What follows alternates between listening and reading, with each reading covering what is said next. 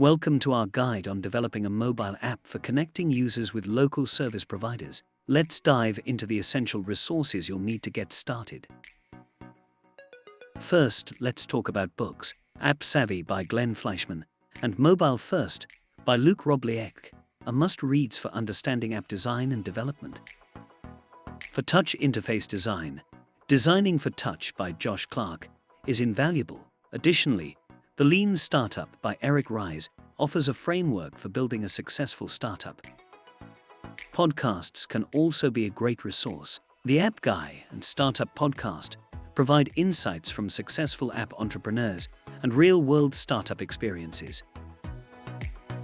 Don't miss the Mobile First Podcast and the Indie Hackers Podcast for expert advice on building and marketing mobile apps. These podcasts are packed with actionable tips. YouTube is another excellent resource. Check out How to Make an App by Google Developers and How to Create an App by Treehouse for comprehensive guides. Courses like iOS App Development with Swift on Coursera and the Complete Android App Development course on Udemy offer structured learning paths for app development.